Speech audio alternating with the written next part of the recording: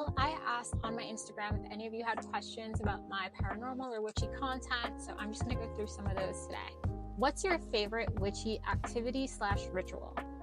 I love fire magic, so you'll see me pretty much every day light a candle for my deities, to thank my spirit team, for manifesting. I'm also obsessed with my new cauldron, so I'm often outside using my cauldron and burning things in there.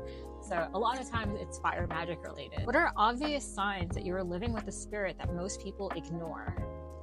I feel like this is the easiest to miss when you have things like ADHD, because a lot of the times the little hints are going to be like something slightly moving or thinking you heard something, and the first people who always like completely disregard these are people with ADHD, because they're so used to like not really catching on to things or just thinking that they forgot that they did it. So it's usually when like there's a mimic making a small voice or really small movements, like moving a cup somewhere, and then you're realizing, did I do that? Just some of your dream collabs when it comes to your witchy and paranormal content.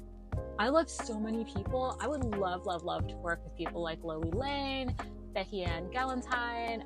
Amy Rooney is like really freaking inspirational to me.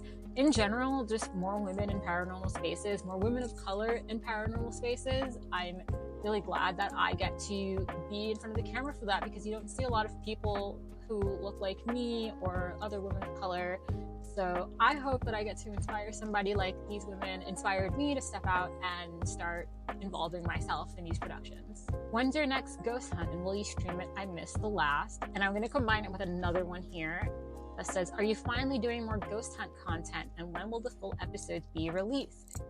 So I don't really have a say in that. I've been really happy to be invited by Ghost Gang to join in on some of their investigations. So that's where you've been seeing some clips on my page and their page of me interacting with them.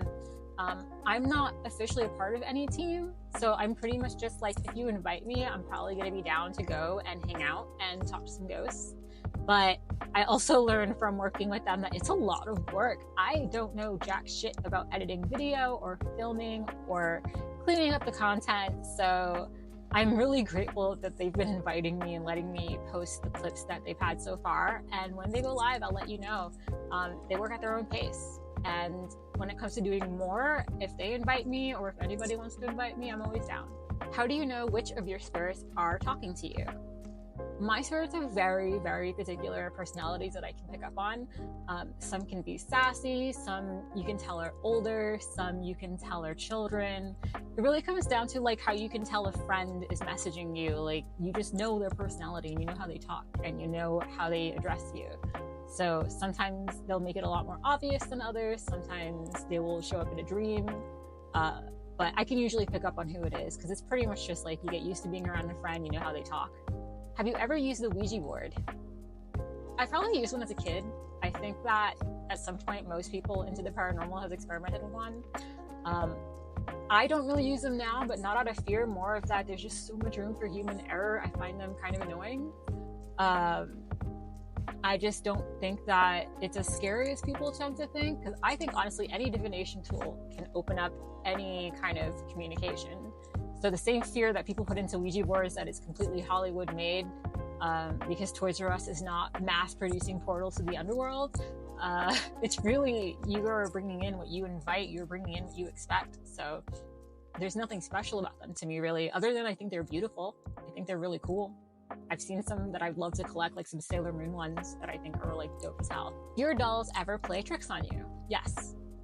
Sparrow is the biggest one. Sparrow loves to move things around and make me think I'm going crazy by like placing shit in random places.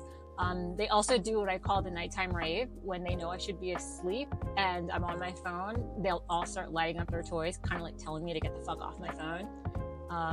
They also, if I turn off their toys because I don't want the nighttime rave, some of them have just shown up in my dream literally saying, turn my toy back on.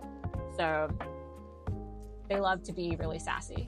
What got you into witchcraft and the paranormal?